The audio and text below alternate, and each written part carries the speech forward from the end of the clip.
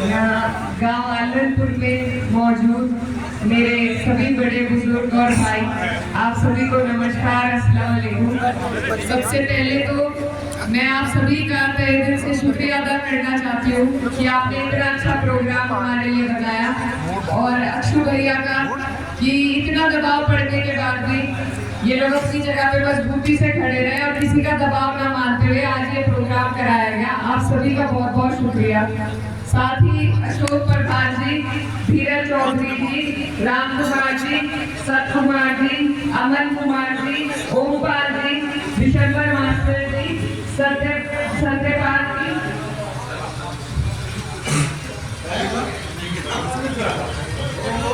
चंद्रपाल जी, विक्रम जी, भाग्यराम जी, पप्पी भाई, दीपू भाई, अंकित भाई, अरुण चौधरी जी और अक्षु भैया।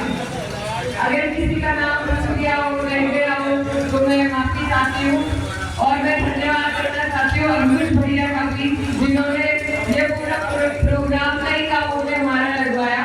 सभी हमारे भाई इतनी मेहनत कर रहे हैं, इतना दबाव सभी पे पड़ रहा है, इसलिए आप लोग का बहुत बहुत बहुत बहुत दिल से शुक्रिया। अभी मुझसे पहले आपने हमारे शिव कुमार प्रधान जी जो धसाला से आए हैं उन्हें सुना, विनय प्रधान जी नीमला वालों को सुना। तो ये सिर्फ आपके बीच में आपको ये बताने के लिए आए हैं कि हमारा चुनाव बहुत मजबूत है। 36 बिरादरी का हमें सपोर्ट मिल रहा है।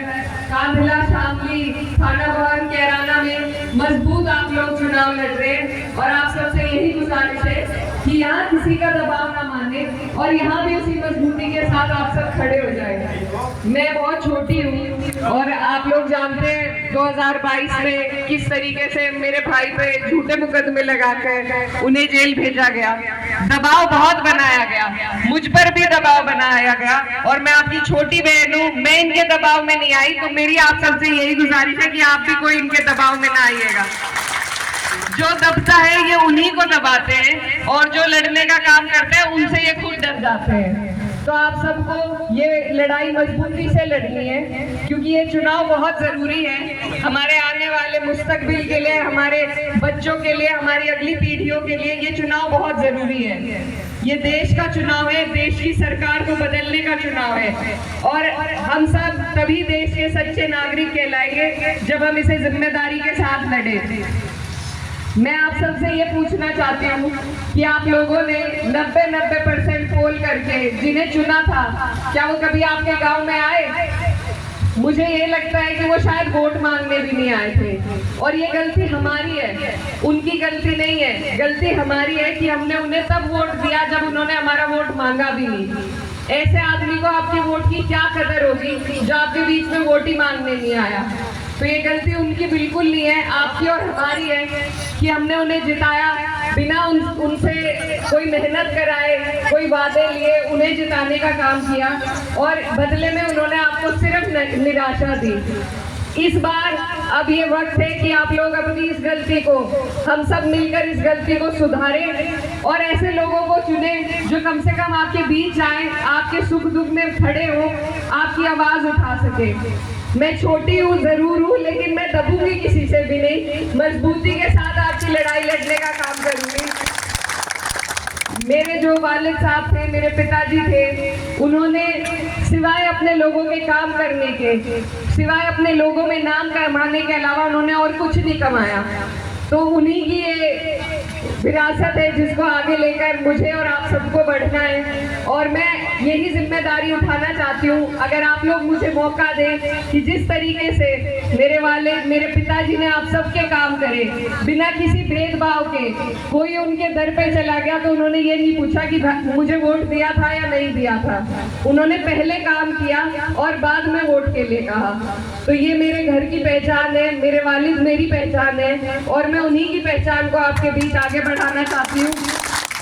और आप सबसे मैं वादा करना चाहती हूँ कि आज जो आप मुझ में विश्वास जता रहे हैं, जितना प्यार और मान सम्मान मुझे आज आप दे रहे हैं, ये मैं कभी नहीं भूलूंगी, और जब तक मैं मेरे दम में दम है आपकी लड़ाई लड़ने का काम करूंगी।